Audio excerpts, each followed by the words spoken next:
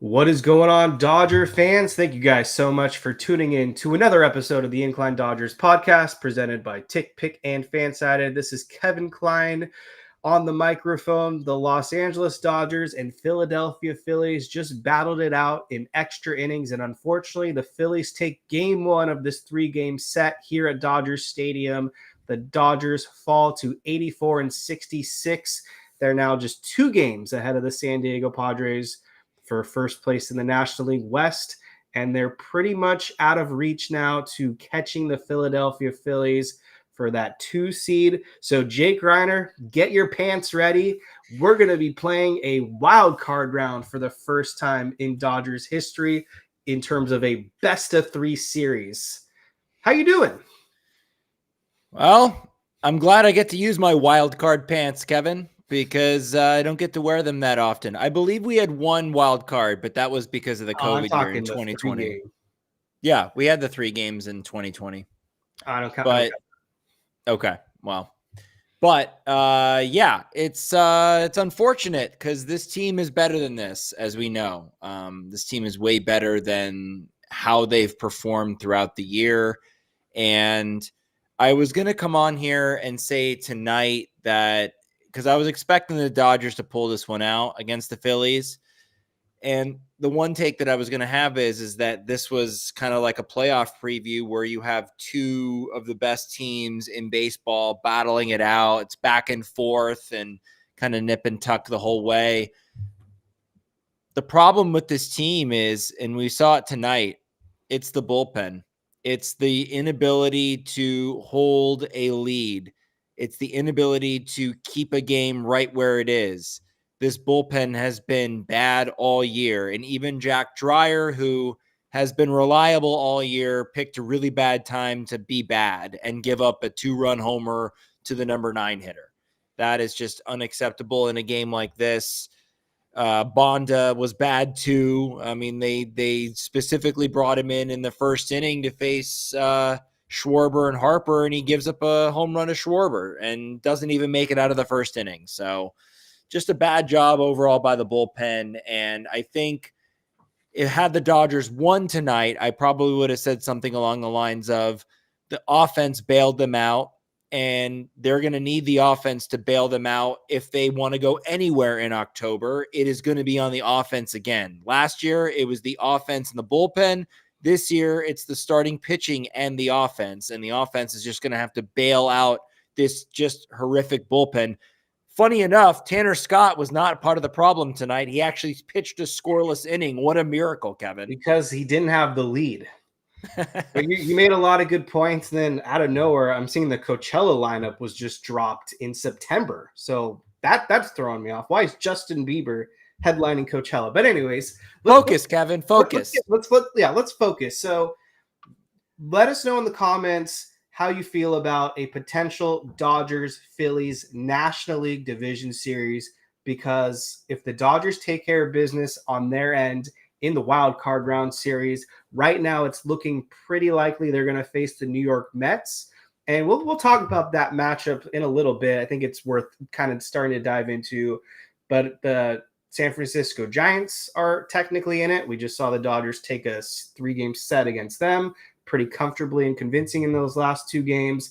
The Arizona Diamondbacks are now all of a sudden back in this mix, despite being sellers as well at the deadline. Giants were sellers, Diamondbacks were sellers, and the Cincinnati Reds are still kind of holding on to dear life as well.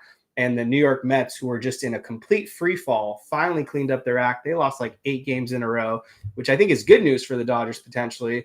But yeah, this game tonight, I think the biggest story has to be the bullpen, because Emmett Sheehan absolutely pitched his ass off. He set this team up to get a win that would have been a really, statement win if Emmett Sheehan had the bullpen have his back. But unfortunately, Jack Dreyer gave up that home run to the 9 hitter for the Phillies. What is his name? Weston Wilson. He's right. Essentially the equivalent of like a Buddy Kennedy taking a top reliever pitch if we were to flip the script. This guy was hitting under 200. He's a 9-hole hitter. He's only in the lineup because Trey Turner and Alec Bohm are on the IL. So that's kind of deflating. And then Alex Vesia threw a high fastball for 92 miles per hour to Bryce Harper. And even though it was out of the zone, Harper seemed to get all of that one for a go-ahead home run. And then, unfortunately, Miguel Rojas in extra innings. I don't know what that approach was. I mean, I understand you have a pitch down the middle, but to have a lazy little fly out like that, barely past the infield, not going to get the job done. So a heartbreaking loss, unfortunately. And that thing by Miguel Rojas, he should know better in that situation, because he has to know that a walk is as good as a hit there and is as good as a sacrifice fly. He doesn't need to make contact on the first pitch. He doesn't need to be aggressive.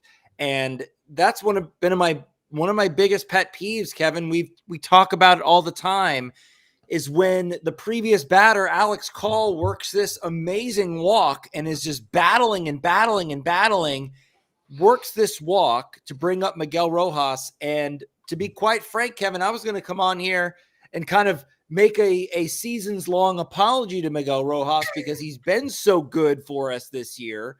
But then he comes up in a situation where you need him to be better than he was, and he swings at the first pitch. And that is just unacceptable from a player of his caliber. He cannot be swinging at the first pitch there. Take a strike, work the at-bat, make him throw pitches, work a walk. And then if you get down to 2 strikes, that's when you start to be aggressive and you protect the plate. Not first pitch.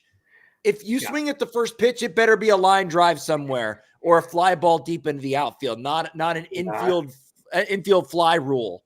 It makes me sick when role players just swing at the first pitch of a reliever who's got some erratic command with the bases loaded. Like, come on, Rojas. Unless your name's Corey Seager, you have no reason to swing at that pitch. So, again, especially Kevin with Max Muncy on deck. Yeah. Again, I'm not going to shoulder most of the blame on Rojas tonight. He only gets a little piece of the blame chart. Again, the story is the bullpen, which I think we'll have to really do a deep dive on in just a couple of minutes because, I mean, Anthony Bonda was the opener technically. He did not do his job because he gave up that home run to Kyle Schwarber, like you mentioned.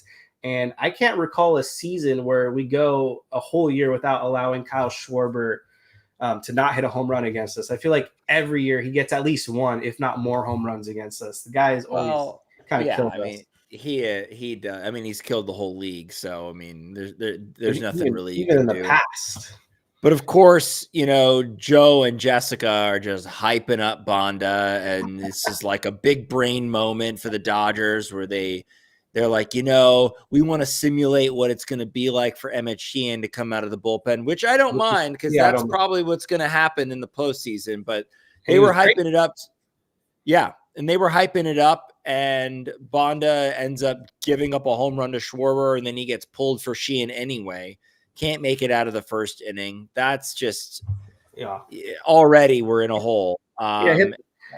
Hit that like button. Drop some questions for me and Jake in that YouTube chat. We'll make sure to cover some of your guys' top questions. But I mean, Emmett Sheehan at the end of the day came out of the pen, threw 5 2/3, only allowed 1 hit, and I believe that hit was in the 6th inning or the 7th inning, right when they pulled him out. I think it was a double, and then that was ultimately how the Phillies got a run on the board when Dreyer came in and gave up that 2-run home run, and one of those runs got charged to Sheehan. But 7 strikeouts.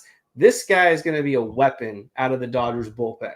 I mean, if he was on most other Major League Baseball teams, I think you can make a strong case that Sheehan's their number 2, maybe number 3 starter, and he'd be in their postseason rotation. But because the Dodgers, at this moment in time, cross our fingers, have a full starting staff, Sheehan's like the 6th starter, and they'll have to use him as a hybrid Swiss Army knife tank dude out of the pen in October. And I think that's actually to the Dodgers' advantage.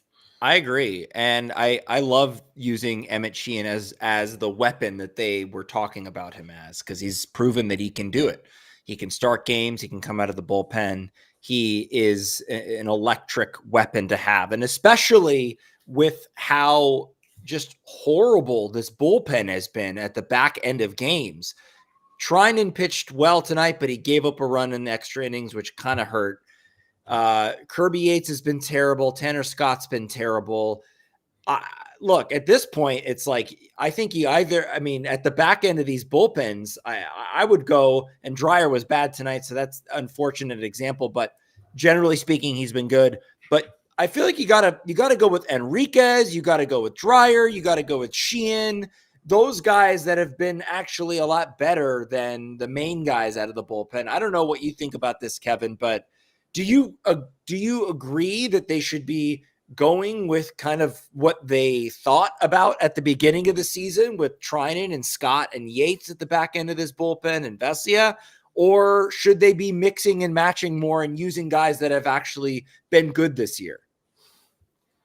I have a game plan when we talk the wild card round. I'm ready to fully dive into that shortly, but to quickly cover that base, Kirby Yates ain't making the postseason roster. I would be pretty shocked if he's on it at this point. He can't pitch in low leverage. He can't pitch in high leverage. He can't pitch probably in the bullpen warming up. He can't even flip a burger right. I don't think Kirby Yates is going to be anywhere near this October. He can stay at the Ritz-Carlton in Marina Del Rey or something and watch the game there, or Cabo Cantina in Venice, because I don't want him anywhere near Dodger Stadium right now. Tanner Scott, he's a very interesting case. I think the Dodgers will try to use him in the right spots. I don't know. I don't think that spot currently at this moment in time is closing a 1-run lead in the 9th inning, though. And then Alex Vesia, he's a proven commodity. You can use him in any scenario you can dream about. I'm not worried about him. And I think Blake Trinan is going to get right as well. He's looking better and better with each outing. I'm not going to fault this loss on him tonight because of the ghost runner Mickey Mouse nonsense. He really did pitch well. He just got burned by that free runner at second base. So the Dodgers, they still have some options despite a few bad eggs mixed in there. Yeah. And the thing that's been so frustrating about this team, and I guess we've been spoiled as Dodgers fans for a long time now, but this team is so much better than how they've performed. And I believe that they should have already locked up this division. They should have the number 2 seed comfortably. Some of the losses this year that they've had have been inexcusable, and losses that Dodger teams in recent years would not have lost. Joe Davis brought up an interesting stat during the game. He said that the Dodgers have lost 13 of their last 19 one-run games. And so now it is 14 of their last 20 one-run games.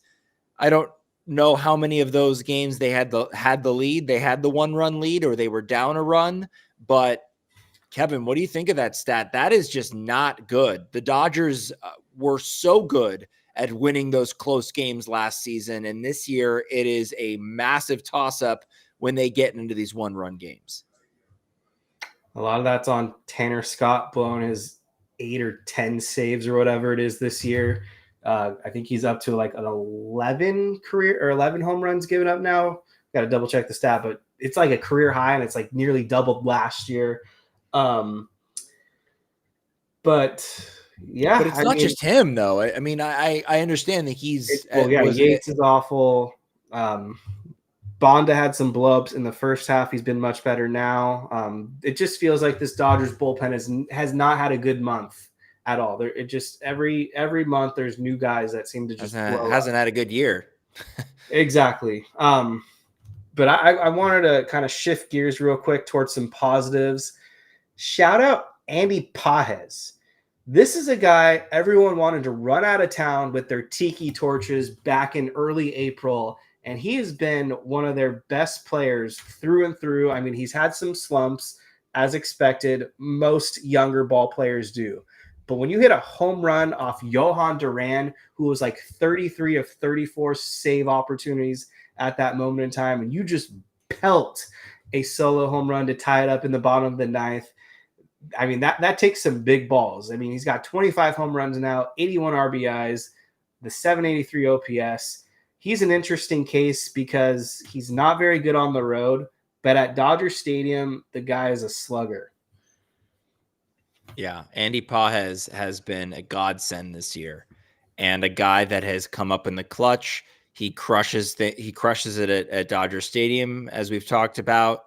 And I think the fact that he's been so consistent offensively just kind of solidifies him as a complete player, because he's really improved defensively as well. That was my biggest thing with him, is that defensively he kind of looked lost out there in center field. And if you look at some of the plays earlier on in the season and even last year, there's a lot of evidence to support that. But he's really worked hard on his defense, and he has really become a really good, serviceable player in this lineup, and more than just serviceable, just one of the cogs in the machine. Mm-hmm. Now, he does kind of have some lapses here and there mentally, like on the base paths. There's some moments where you're scratching your head, and I hope that doesn't, end up hurting us in October. But he's been terrific this year overall. Next up, Mookie Betts. I'd love to talk about Mookie Betts if I could. He took Orion Kerkering deep as well earlier in the game. He tied it up in the 7th inning when the Dodgers were falling behind at that point, 4-3. Betts made it a 4-4 game with his solo home run.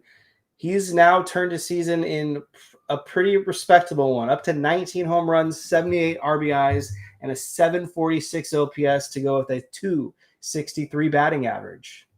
It's kind of remarkable given how pedestrian he had been throughout the whole season.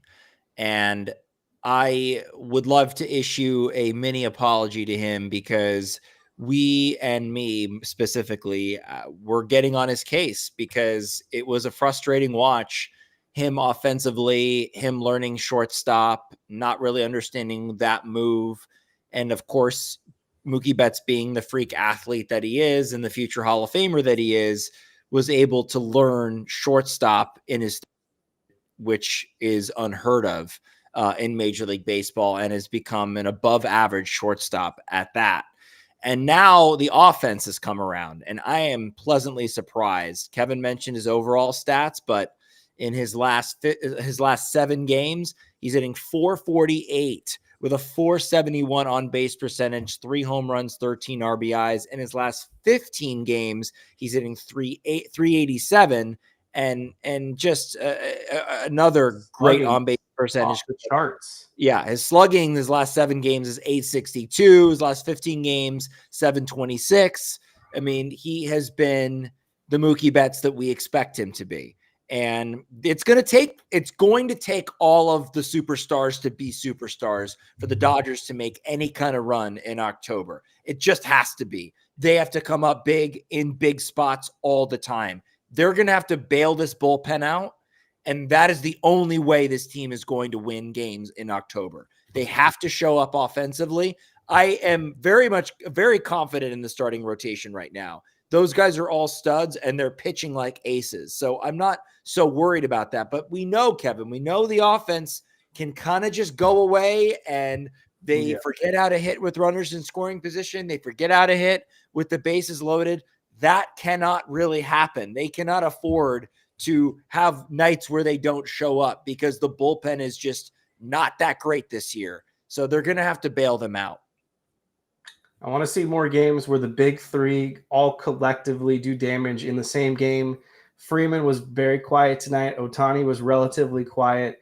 It was basically the Mookie show. He had 3 RBIs, and then some supporting casts like Max Muncy had the home run, and then, of course, Pages with that 9th inning dagger as well. The Dodgers offense, it really did impress me, though, in San Francisco. Yes. 23 runs in their last 2 games, both victories. They dropped 10 runs yesterday with Robbie Ray on the mound. They looked really good against him. I was really happy to see Conforto obviously had a big game. He was 3 for 4 with 3 RBIs. Who else was Teoscar Hernandez? He's actually been on a nice heater. I know he wasn't great tonight, but he looked really good in that Giant series and tormented the Colorado Rockies the series before.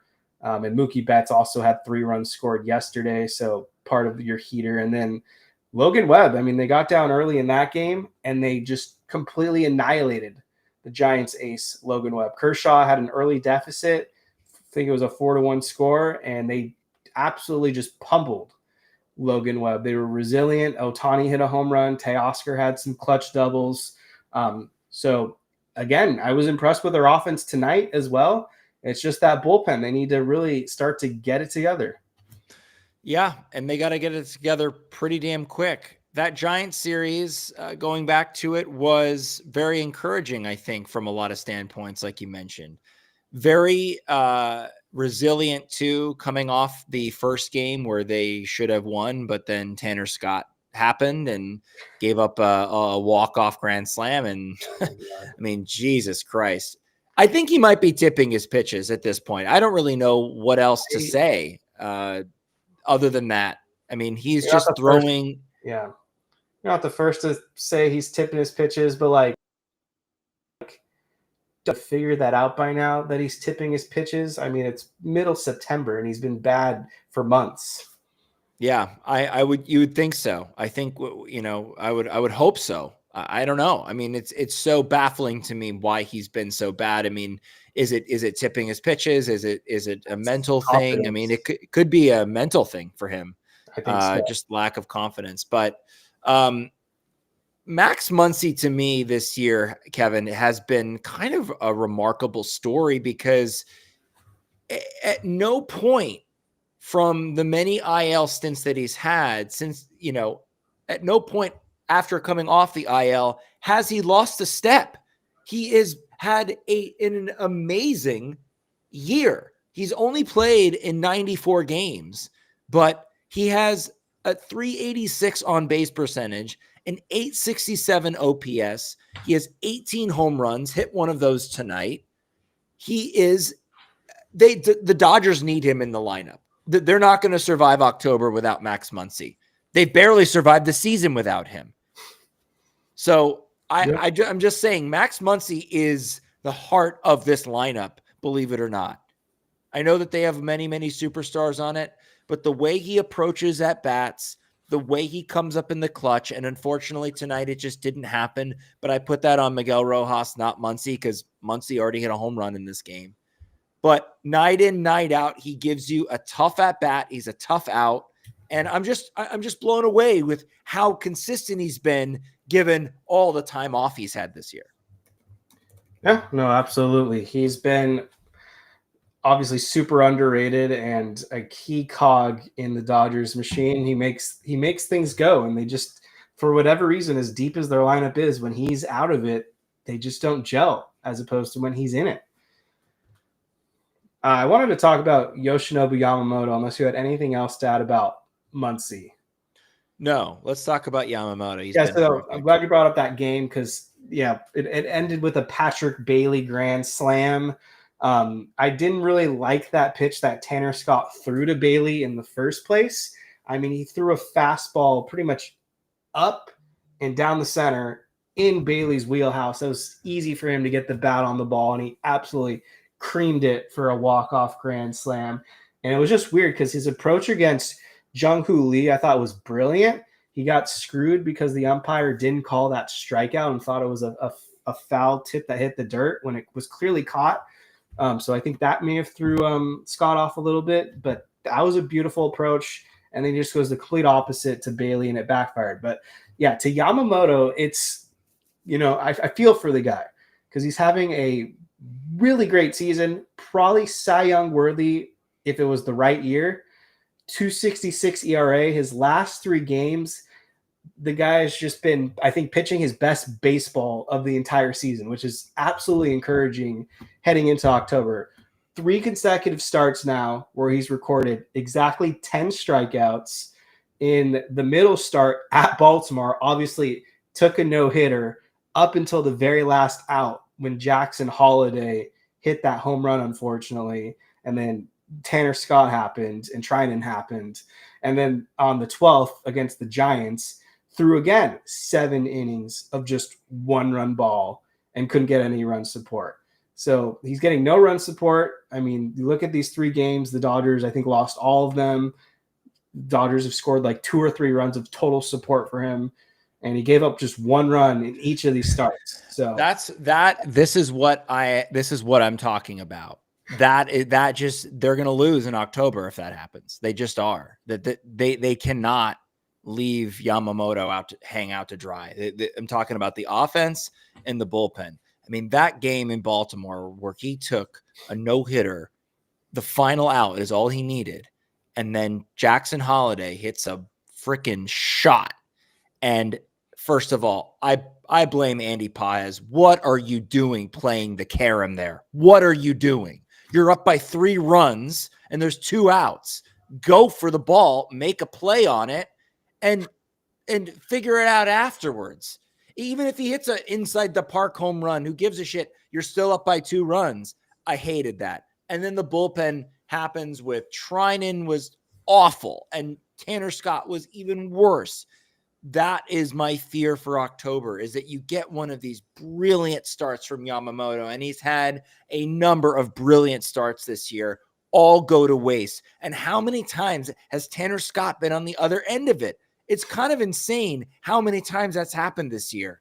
And people like to make jokes about it online that, like, boy, Yamamoto is going to be waiting for Tanner Scott when he gets into the clubhouse to have a serious talking to, which we know Yamamoto is not really a tough guy and he's not going to show up his teammate like that. But Jesus Christ, I mean, how does that happen time and time again? That is a prime example, Kevin, of something that I fear the most in the playoffs.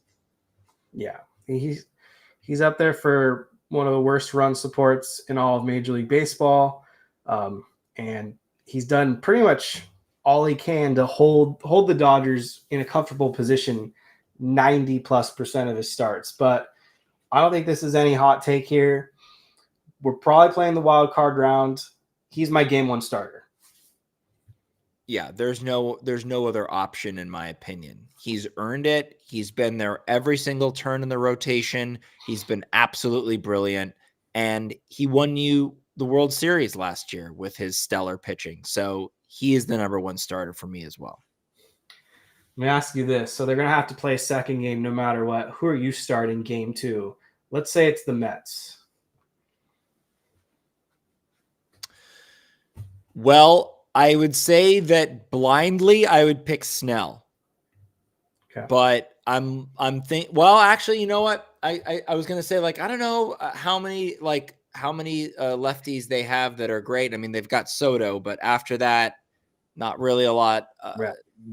Jeff McNeil, I'm not sure who else they have lefty wise, but Lindor switch, I'm pretty sure. Yeah, Lindor is a switch hitter. So I mean, I would just go with Snell. I mean, it's just such an easy choice. I mean, he's been great in the postseason in the past, and he's been pitching really well. Okay. So I don't know if you'll pick him for game 3, but right now, the way I see it, how things are lined up, I'm giving the ball to Shohei Ohtani in game 2. The reason being, I know he doesn't have any postseason pitching experience at all. And I mean, that's a little bit of a red flag, but it is the wild card series. So I think if there was an opportunity to throw him in the deep end of the pool, a wild card round isn't that daunting of an ask. But obviously he doesn't have the wins. He doesn't have many innings pitched because of how they built him up. But when I see a 217 FIP and a guy that can throw 101 miles per hour with ease, I want that against Pete Alonso. I want that against Juan Soto. I want a high velocity guy that can just generate a shit ton of strikeouts. And with Snell, he'd be my 3rd starter / game 1 of the NLDS, and I'll talk about that in a second. But I think going with Shohei Ohtani kind of sets them up for the best success, because when you look ahead to the next round, there are some off days mixed in there where I feel like you're going to get Shohei Ohtani an optimal amount of rest, as opposed to if you wait for him to start game 1 of the NLDS. Does that now mean you have to rely on Shohei Ohtani to start game 5 of the NLDS? That's where I kind of hold my breath. Yeah, it's a tough call, and something that the Dodgers are going to be wrestling with. I think that you can't really go wrong with whoever you choose. Yeah. But for me, I just would rather go with someone with a little more experience pitching in the postseason, and that for me is Blake Snell. Now, does it change anything for you if, let's say, the Dodgers drop game 1 and now they're facing elimination? Are you still going with Ohtani, or are you going with Snell? Does that change anything for you? Yeah, if they drop game 1, no, I think I would just ride that horse into the sunset. I think Blake Snell is who you want to have in your back pocket for the game 3. You're obviously rolling the dice by now going into an 0-1 deficit, but I think at that point it's Shohei Ohtani. I'm willing to just die on that horse. The guy is like arguably the greatest baseball player of all time. So if they beat Shohei Ohtani, then good for the Mets or whoever that wild card team is. I get the idea of like dying with your best on the mound. I'm with you on that. I can get behind that. And maybe in that particular game you have Emmett Sheehan ready to go. That's actually that was gonna be my next point. So game 1, you treat it like a traditional game. You hopefully get 6 out of Yamamoto, and then you go to your high leverage guys. I'm hoping in game whoever that is.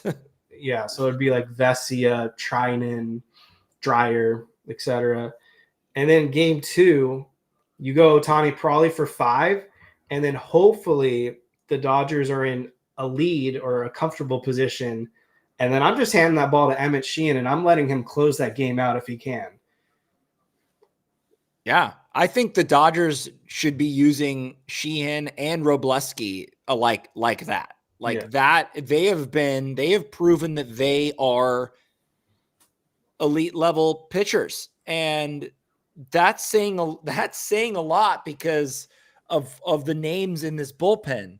I think the Dodgers need to approach this postseason a lot differently with their bullpen and be smarter about it, and not just use the bullpen in the traditional sense. Yeah, and I'm thinking ahead here, but when you go Yamamoto game 1, Ohtani game 2, and hopefully you just take care of business, that sets up Blake Snell now for game 1 of the NLDS at Philadelphia. You get him to neutralize Schwarber and Harper, hopefully, and Stott to an extent, and Marsh. And then you give Glasnow the ball for game 2, and you hopefully split. I'm not going to be greedy and think they go up 2-0. I'm just begging for a split. Then you take that series back to the Dodger Stadium. You get Yamamoto for game 3 at home and Ohtani for game 4 if necessary. And then Blake Snell would start game 5 again in Philadelphia. As it lines up now, we would be facing the Mets, right, in the wild card round? Yeah. Is there any chance that it's a different team? Yes. There's a big chance. Well, let's talk about it. What other options are we looking at here? I mean, San Francisco. Let me pull up the exact NL wild card standings. But I know the teams that are in it. But let me give everyone the exact standings. So the Mets have a 1.5 game lead right now over the Arizona Diamondbacks. They've got a 2-game lead over the Cincinnati Reds and a 2-game lead over the San Francisco Giants. And the Mets have the Padres for 3 coming up. So you kind of have to root for the Mets because that is a double-edged sword. You hope they take out the Padres so the Dodgers can clinch the NL West. And maybe we also just want the Mets in general as our wild card opponent because honestly, their starting staff does not scare me. I would much rather have the Mets in a short series than the Padres. I can tell you that. But I think the Dodgers can handle the Mets. I really do. They are a team that is prone to disaster. Historically, the Dodgers have been prone to disaster this year, which makes me nervous. But if I'm going into battle, I'm taking this Dodgers team no matter what. Actually, no matter the opponent. I wouldn't feel good playing anybody within our division because that just makes it dicey. And, the Dodgers have had a tough time with their, division rivals, so to speak, in the past. They were able to beat the Giants, but that was a tough 5-game series. The Padres have knocked them out before. Even the Dodgers historically have handled them. And then the last time the Dodgers played the Diamondbacks, they got swept. So those matchups will be a lot more difficult for them to handle than a short series with the Mets. Yeah, the Mets are interesting because it's hard to really read out who their top starters would be. I mean, David Peterson is probably their ace at this point. That is so gross. And then Sean Manaea has just had a down year because he's been battling injuries. Clay Holmes is in his first year as a starting pitcher. He's been respectable. And then they've just got a bunch of rookies like Nolan McLean. He's been sensational early on, but he's a rookie. I wouldn't, and then Frankie Montas is out for the year with Tommy John surgery. So I don't really know who the Mets would lean on as a game 3 starter, but I could pretty much probably lock in Peterson and then one of McLean or Manaea. But what I'm kind of hoping will happen for the Dodgers to our advantage is the Mets, the Diamondbacks, the Giants, and the Reds are all so close to neck and neck with each other that the Mets or whoever have to burn their top starters during like games 161 and game 162 to even get into the playoffs. And then the Dodgers get lucky and face their middle to back end starters, which I can definitely see happening. That would be ideal. So it's not an ideal scenario to have to play a wild card round, because if you think a best of 5 is fluky, a best of 3 is super fluky, but it is what it is at this point. Yeah, the Dodgers have no one to blame but themselves. They let the Angels sweep them. They've missed I think they've had 10 consecutive years now, or 11 consecutive years with a losing record. That's embarrassing. Yeah. They split with the Rockies that one series 2-2. They let the Pirates sweep them in Pittsburgh. They went 0-6 against the Brewers as well. A lot of games on the table that they just dropped. Yeah. Baltimore. And the way that they lost them too, just the most pathetic, heartbreaking way you can imagine. And yeah, it's going to be I had a lot of confidence, or I shouldn't say a lot of confidence. I guess I had more confidence in last year's team, even though we didn't have the starting pitching that we have now going into this season. But I just have no idea what to expect from this team. They have shown zero consistency at every turn. And so you just never know what team is going to show up. And that's kind of like daunting as a fan to go into it thinking like, well, our team should be able to beat anybody, but have proven that they can lose to anybody. Yeah. Sucks if you bet the over on Dodgers wins this season, because you're probably not cashing that bet. All right. Since we're focusing on wild card round, I think I have the Dodgers' ideal roster in mind. So because it's a wild card round, they've done it in the past. You don't need to carry as many pitchers in that round because it's a shorter series. So I think at a minimum, the Dodgers will carry 14 bats, including Shohei Ohtani. So I've got Ohtani, Betts, Freeman, Smith, Muncy, Teoscar, Conforto, Pages, and Edman. That's 9. Your bench will be Kike Hernandez, Miguel Rojas, Alex Call, and then I'm leaving. You're not going to like this part. I'm leaving Ha-Seong Kim off, and I'm putting on both Dalton Rushing and Ben Rortvedt. I didn't hear Conforto there. He was in the starting.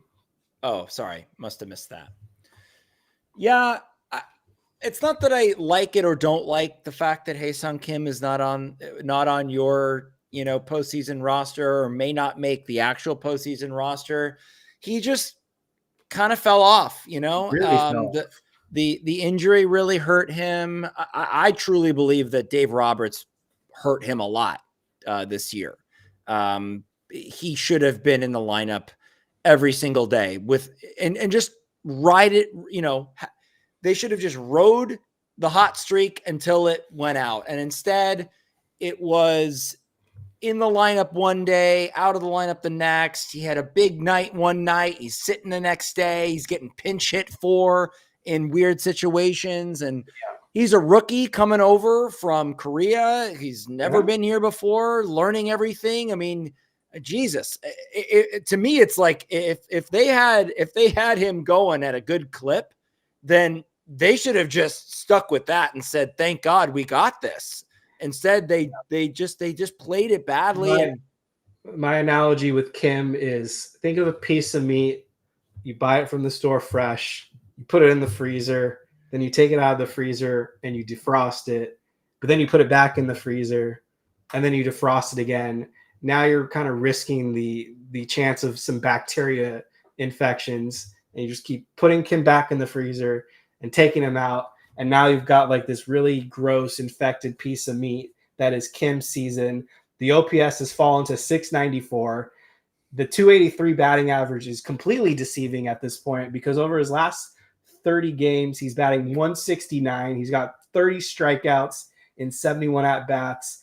I think it's mostly the shoulder injury, to be honest, because after he started swinging and missing and grabbing that shoulder, he just was never the same player. So I think he's battling an injury, as well as just the hot and coldness and some mental fatigue with the way the Dodgers treated him.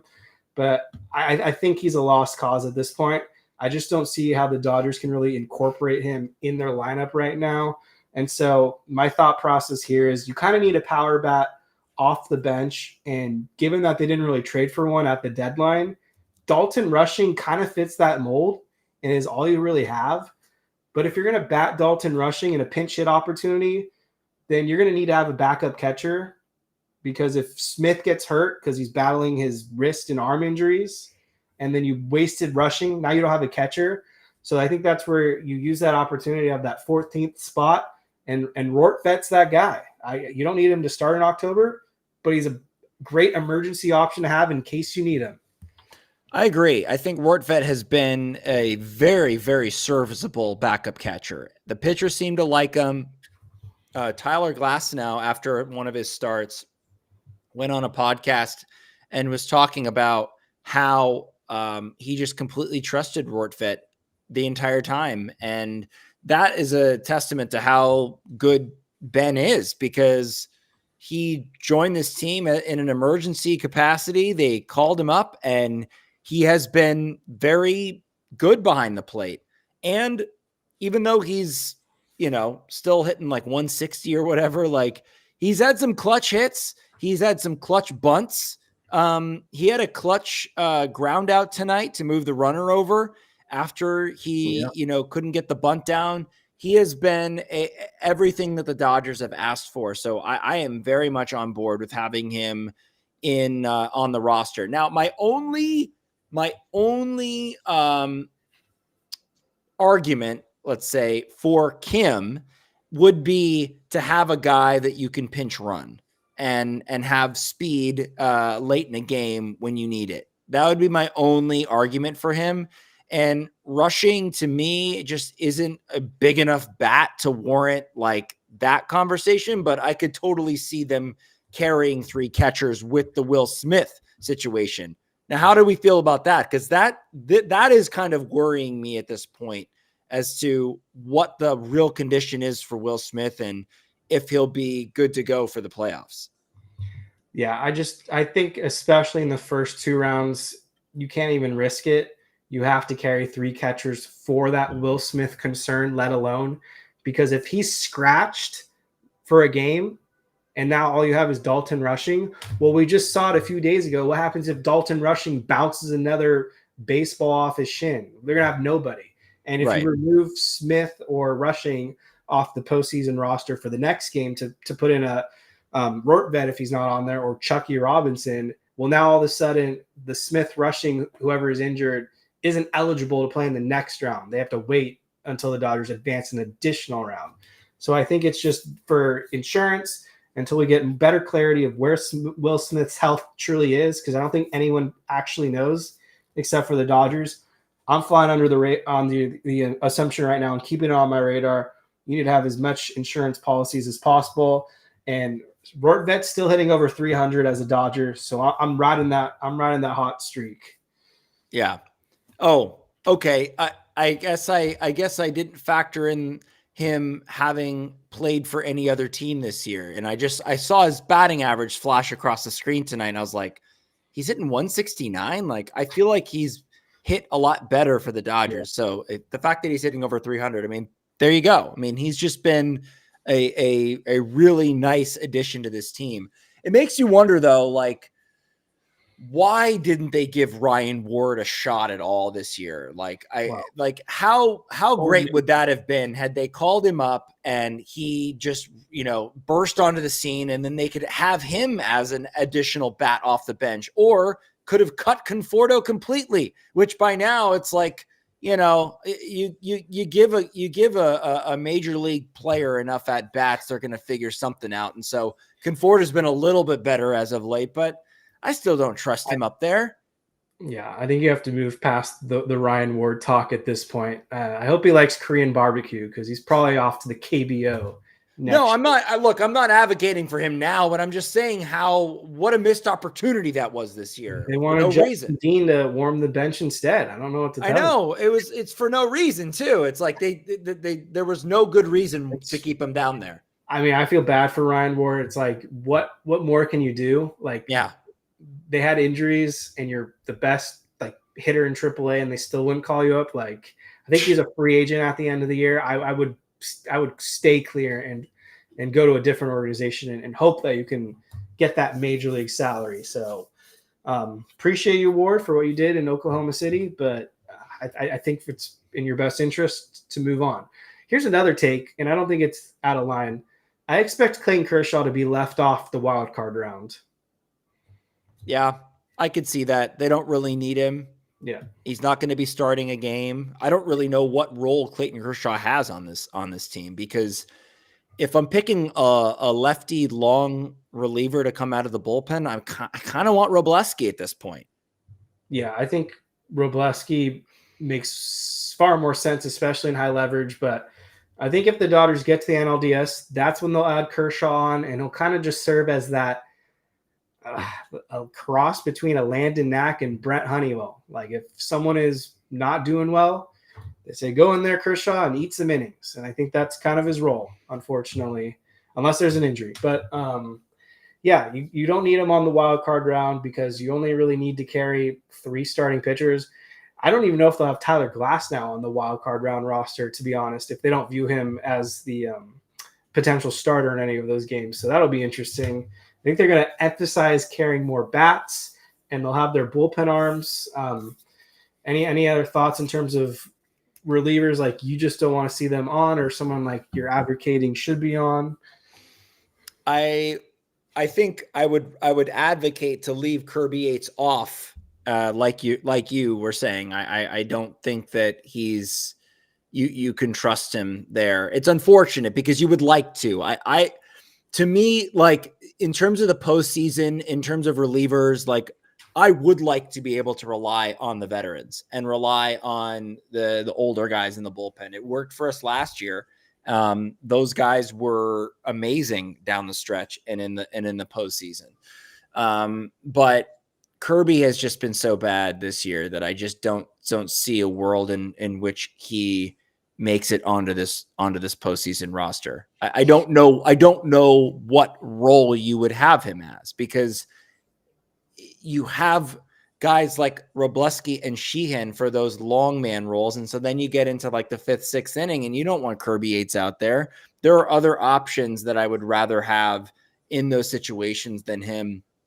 But other than him, I don't know who else I would be really advocating for, other than to say that I think Edgardo Enriquez needs more high leverage opportunities. I think he needs more 7th, 8th, 9th inning opportunities that some of these other guys are getting instead, because he's proven that he has not only the velocity, but the stuff.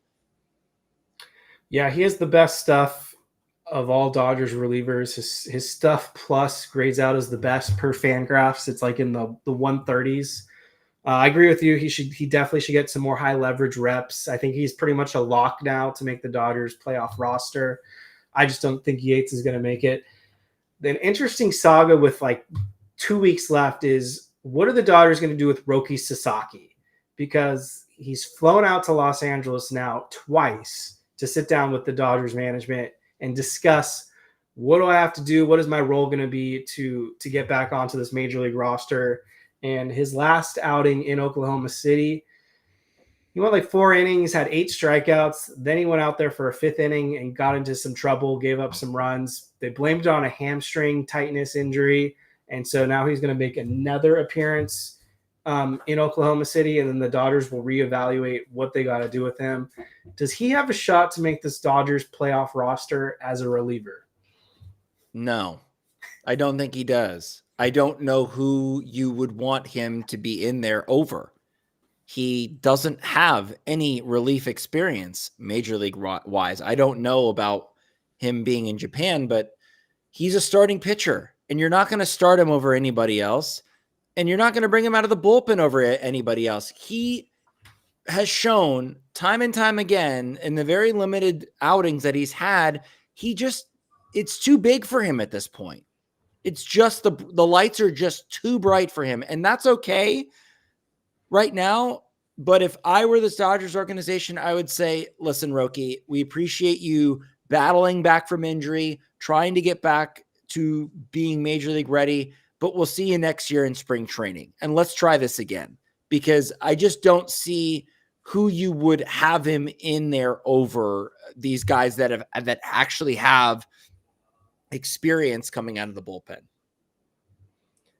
Yeah, that's fair. I mean, I'm looking at the options right now. Scott's on, Trinan's on, Vesey is on, Dreyer's on, Bonda's on, and Enriquez is on. Kopech, I think, is going to make it. Sheehan and Robleski would make it. So I'm leaving Yates off. I'm leaving Stewart off until he can prove he's healthy. Kasparius, I don't know what to make of him, but I have him off for now. So is Kasparius healthy? He got demoted. Right. I think they blamed fatigue, to be honest. So I don't know how you can trust a guy like Roki Sasaki right now, given what he's done this year. I don't know how they do it. If they do it, that's kind of a crazy roll of the dice to me. But the Dodgers have done so many things this year that have made no sense and also just kind of go against logic. So maybe, but if I'm following the logic here, I just don't see a world in which Sasaki makes this postseason roster at all. Yeah, I mean, they didn't give Bobby Miller an opportunity out of the bullpen at the major league level. What happened with that? They said, you're done. Honestly, I wouldn't be surprised if they trade him this offseason, to be honest. I hope they trade all the guys that they refuse to bring up. Well, they brought him up a few times. He just is bad, unfortunately. No, I mean that they tried to make him into a reliever. It looked like he was doing okay. Yeah, I think he fell apart, to be honest. I haven't paid attention to each outing, but I've definitely caught glimpses of some blowups. So when you got Stone hopefully healthy, River Ryan as another great arm, Sasaki, I imagine, will take a leap forward. You're starting to kind of squeeze a guy like Bobby Miller out. So we'll see what happens. I mean, but we don't need to focus on that. So we're running up near the hour mark. So I'm going to make this a last call for questions. If you haven't got your questions in for us, make sure to drop questions, hit that like and subscribe button. No name asking us, would you guys rather face the Brewers or Phillies in the NLDS? Got to get past the wild card, though.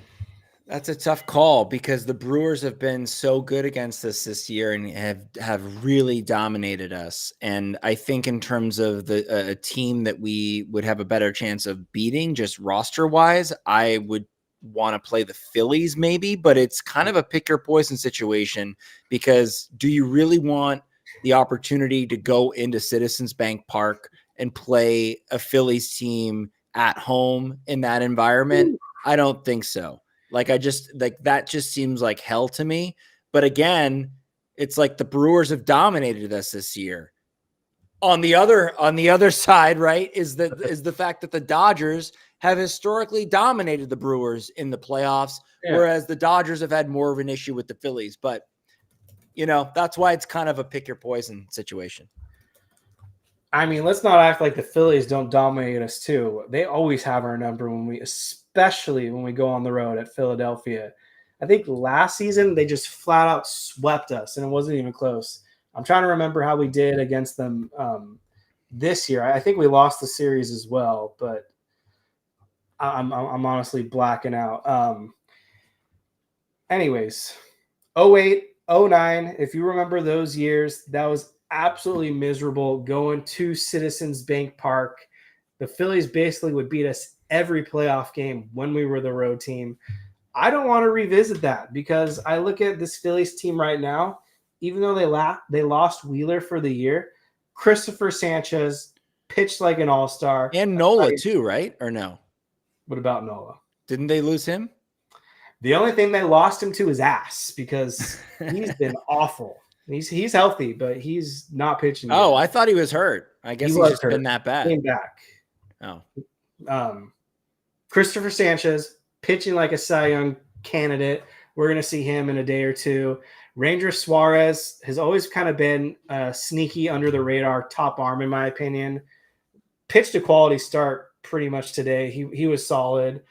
Jesus Luzardo is like the perfect example of he's either really, really elite or he just completely implodes. So I don't know what to make of him, but he can be one of the other.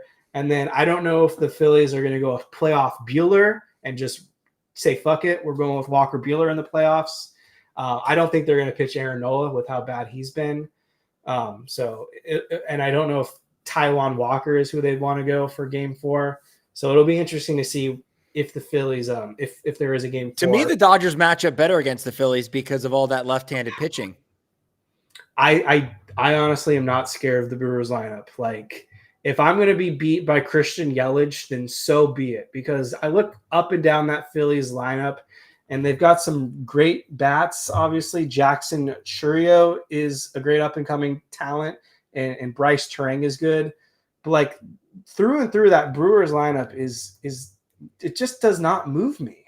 Like, but that pitching staff is handled us. Like, we didn't do anything against them. Yes, but I feel like we just got caught at the wrong time. Like, Peralta, he's legit, and he probably can own us. He's done that already this year.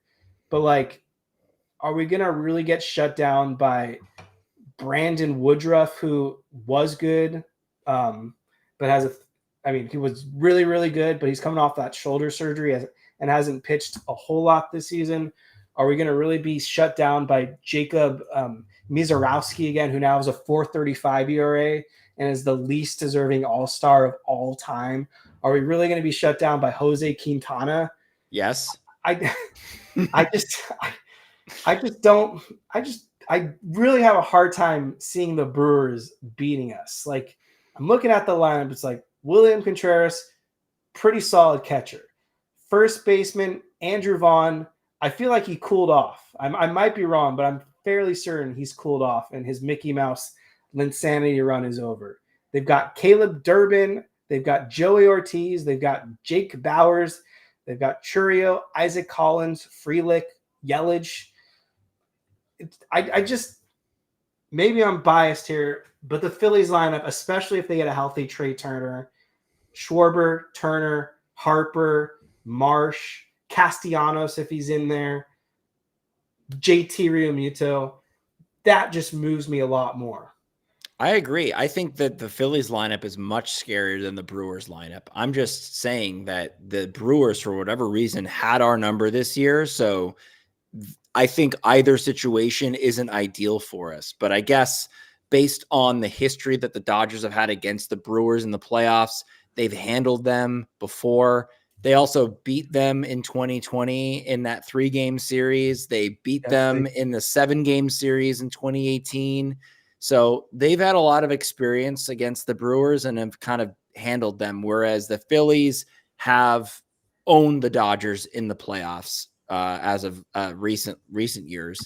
And so playing in that environment in Citizens Bank Park is just not ideal for any team, and especially for us. So I guess, yeah, maybe I'll lean Brewers, but honestly, I think the Dodgers, if they show up and play their brand of baseball, they can beat both of those teams. Yeah, I mean, they're going to play the Phillies most likely anyways, so it's kind of just pointless to go back and forth. It is what it is, and I was right. Yeah, we took only one win at Philadelphia back on the April 4th through April 6th series. The Phillies beat us the other two. Actually, all the games were pretty close, but yeah, they still beat us at the end of the day. Mm-hmm. I don't know if I see anything else question-wise. Jake Reiner, final thoughts. Anything else you want to get out there? I think you had a big week, if I'm not mistaken. Well, I didn't have a big week, Kevin, but my parents did. So, yeah, very, very exciting stuff over here. But in terms of the Dodgers, I think that this is going to be kind of a crapshoot for us. I don't really have very many expectations as to what they're going to do, because we don't know on any given night how they're going to play. And so that's it's a scary thought, but also maybe it's a freeing thought of like, we'll just see what happens and we'll go from there. And hopefully this team will have put it together on all cylinders, and the bullpen is not going to just blow a lead every time we get one. So I'm very kind of, I don't know, maybe middle of the road, maybe kind of, neither high nor low on this team. I'm just kind of like, let's just see what happens. Absolutely. Looks like the last question goes out to Justin Yamas. His hot take is, I'd rather keep Yortvet and trade Rushing in the offseason for a win-now piece. I'd rather have a backup catcher in a win-now piece rather than two backup catchers. Thoughts? I agree. I actually thought this during the trade deadline. I felt like the Dodgers could have added a really great bullpen piece or a really great bat, or both, by trading Dalton Rushing, because if the Dodgers are going to keep Will Smith, which it looks like they will, I just don't see where the role is for Dalton Rushing on this team. So if the trade makes sense and they can get like a Steven Kwan or someone like that, then I say they do it, because I just don't see the Dodgers carrying Dalton Rushing as a backup catcher for the rest of his career. Yeah, it's kind of a head scratcher if that's what Dalton Rushing's career pans out to be as a Dodger. I'd rather, trade him for a win now piece, most definitely. But again, I'm focused on the 2025 season. Shout out once again to my boy Andy Paez, taking Johan Duran deep. I know we lost, but that still feels like a little bit of a moral victory. Duran had only allowed one home run all season before that Andy Paez home run. So I find that very impressive. And I don't know what the opposite of congrats is to the Phillies, but you won that NL East. So I'll acknowledge it. Trying to think if there's anything else that I should have mentioned. Blah, blah, blah, blah, blah. No, just my final thoughts, and we kind of touched on it earlier. This Dodgers starting staff has just been kind of nails recently. Tyler Glass now racking up the strikeouts. Blake Snell looking fantastic. He's been racking up the strikeouts, dominated the Rockies. What do you have, 11 or 12 strikeouts in his most recent outing? We touched on Yamamoto, how great he's been. And Ohtani, I'm excited to see him pitch tomorrow against the Phillies. I think that's going to be a huge litmus test to letting us know kind of where Ohtani truly stands in terms of his postseason pitching capabilities. So I think that's a key thing to watch out for tomorrow. But yeah, appreciate everyone tuning into the Incline Dodgers podcast. Listen to us on Apple, Spotify, or wherever you get your audio feeds. And if you're watching on the YouTube, hit a like button, drop a comment. Let us know how you feel about the Dodgers and Phillies in a potential NLDS, and have a great week ahead. Go Dodgers.